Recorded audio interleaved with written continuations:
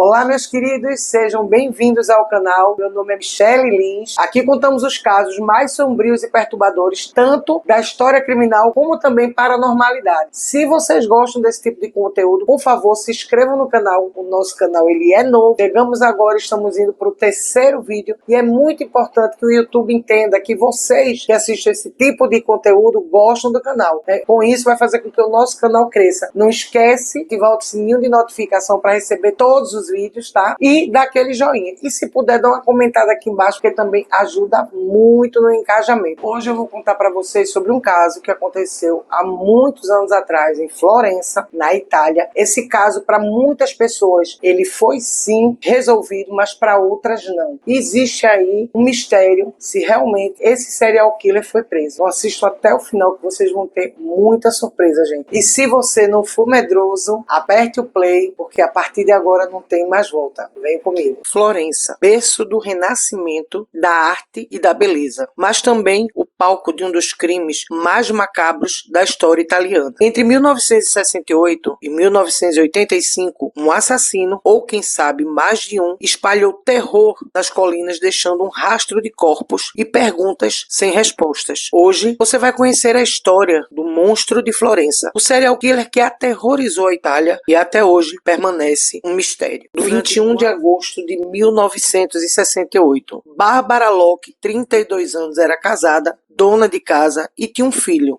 Bárbara se encontra com seu amante, Antônio Lobianco, pedreiro de 29 anos, recentemente emigrado da Sicília para a Toscana, e seguem para Signa, uma pequena cidade no oeste de Florença. Os dois estavam namorando no banco da frente quando levam um tiro na cabeça de uma beretta calibre 22. O filho de Bárbara, de apenas 6 anos, estava dormindo no banco traseiro do carro. A criança acordou e encontrou a sua mãe morta, saindo aterrorizado para pedir socorro. Na época, parecia um crime isolado, talvez motivado por vingança, mas foi só anos depois, quando novos assassinatos surgiram com as mesmas características, que a polícia começou a perceber. Aquilo era bem maior do que pensavam. Gente, o nome dessas pessoas aqui são em italiano, então vai ter hora que eu não vou saber pronunciar, me perdoem, né? E alguns nomes eu vou apenas dizer porque realmente é bem difícil. Mas vamos lá. 15 de setembro de 1974. Pasquale Gentilcore, 19 anos, trabalhava em um bar. E Stefania Pettini, 18 anos, trabalhava em um escritório de contabilidade. À noite, os dois estavam dentro do carro, namorando, quando foram atacados. O casal foi encontrado morto. Pasquale foi baleado e Stefania, além de alvejada, sofreu múltiplas facadas e mutilações após sua morte. Foi a partir desse crime que a polícia começou a perceber um padrão nos assassinatos. Em 6 de junho de 1981, após 7 anos sem crimes atribuídos ao monstro de Florença, o casal Giovanni Fogg, de 30 anos, e Carmela De Nuccio, 21 anos, foram encontrados mortos dentro do carro. Os dois foram mortos com um tiro e logo depois esfaqueados. O assassino tirou o corpo já sem vida de Carmela do carro e a mutilou. Esse crime consolidou o medo de que um serial killer estivesse à solta em Florença. Mas como vocês podem perceber, o crime é sempre da mesma forma. Casais dentro do carro, em um local distante, na maioria das vezes em colinas, sempre, primeiro eles são alvejados, são baleados e logo depois a mulher sofre uma mutilação. Então sempre é o mesmo padrão. Na manhã seguinte, Enzo Spalletti, 30 anos, um jovem observador e pai de 2 crianças pequenas, andou falando pela cidade do crime antes mesmo dos corpos serem descobertos. Enzo passou 3 meses preso, acusado de homicídio, antes do assassino o libertar, matando outra vez. Em 23 de outubro de 1981,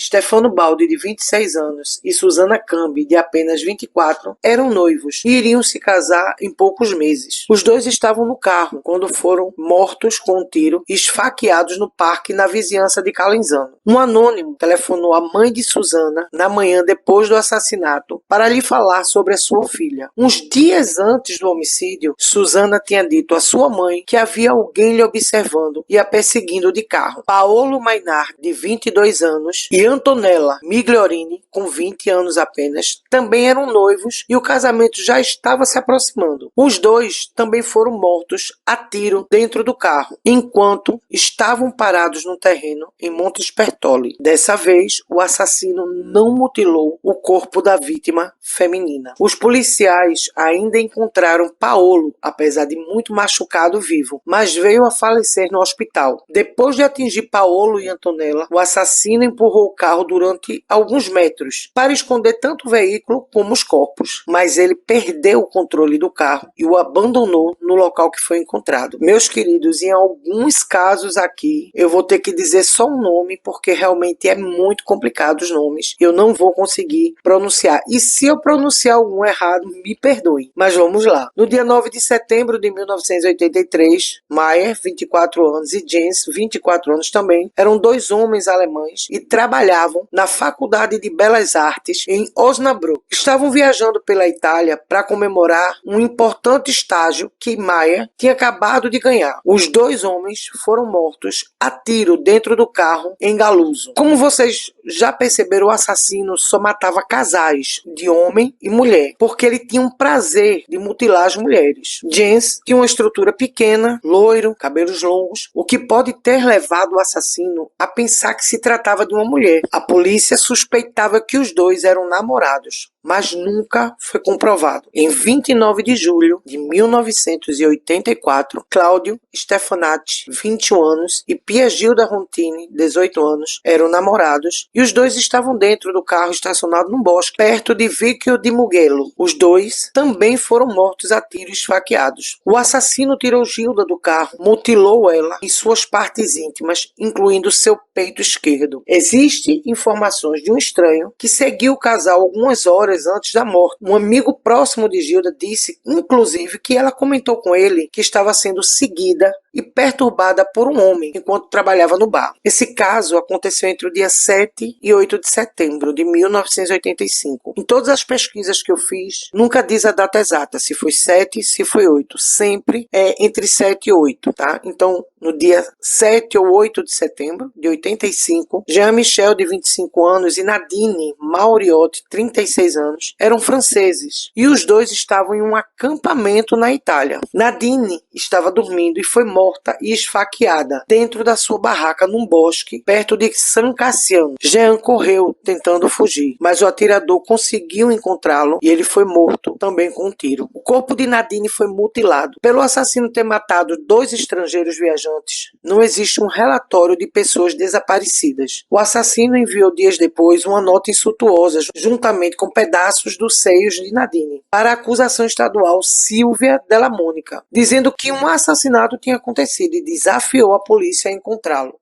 Durante quase 2 décadas, pelo menos 16 pessoas foram assassinadas em situações semelhantes. Casais apaixonados, buscando privacidade em seus carros, nas tranquilas colinas da Toscana e surpreendidos pelo horror. A arma sempre a mesma. Uma pistola Beretta calibre 22. O método cruel, meticuloso e com um padrão perturbador. Mutilações das vítimas mulheres. Será que esse tipo de assinatura, morte sempre em casais, e mutilações das vítimas mulheres, é característica de um serial killer solitário ou poderia ser obra de um grupo? A gente sabe que nessa época os meios para fazer uma investigação perfeita eram escassos. Então a polícia, com o uso de análise de computador e denúncias anônimas, um novo suspeito foi encontrado. Pietro Pacciani, um homem rude com histórico de violência, condenado por estupro e abuso doméstico de suas 2 filhas e pelo assassinato em 1951 de um homem que mantinha relações com uma ex-namorada sua, pelo qual cumpriu 13 anos de prisão. Pietro foi condenado em 1994. Em sua apelação, o promotor ficou do lado de Pietro, alegando falta de provas e trabalho policial ruim. Como resultado, Pietro foi absolvido e libertado em 1996 por falta de provas. Foi marcado um novo julgamento para Pietro, mas ele faleceu em 1998, antes que o novo julgamento pudesse começar.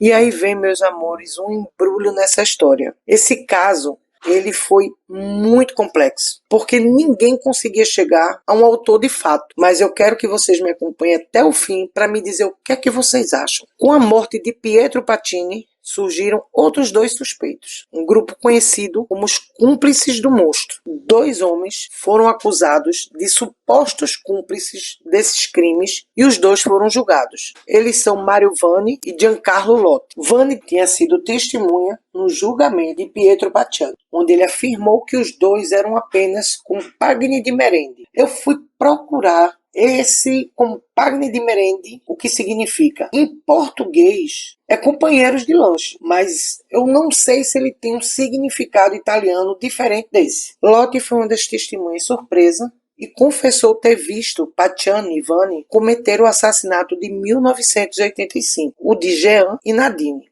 Lotti também começou a se incriminar nos assassinatos. Os 2 foram condenados à prisão perpétua, embora suas sentenças tenham sido amplamente criticadas e muitos consideram o assassinato sem solução. Esse mistério só cresceu com o tempo. Alguns defendem que foi obra de um serial killer solitário. Outros falam em rituais satânicos e até em crimes encomendados. Apesar de ano de investigações e julgamentos, o caso nunca foi oficialmente resolvido. O monstro de Florença continua sendo um dos maiores mistérios não solucionados na história criminal italiana. Muitos acreditam que eram apenas um homem. Outros acreditam que eram vários homens em um ritual satânico. Muitos também acreditam que Patini era o assassino. E os italianos ficaram na dúvida e ainda com medo, porque muitos acreditavam que Patini realmente era o assassino. Outros não acreditavam que era ele, nem Vanni, nem Lotti. Acreditavam, na verdade, que esse assassino estava solto. Só que depois do último assassinato, cessou e nunca mais houve nenhum. E vocês, meus amores, acreditem em alguma dessas teorias? Me contem aqui. Vocês acham que o monstro de Florença realmente foi pego? Ou que a justiça falhou? Comentem aqui o que vocês acham e se tem interesse que eu traga algum caso para vocês. Até um caso que ainda não foi solucionado ou um caso que acabou de acontecer. A gente vai investigar para vocês sim. E até o próximo vídeo.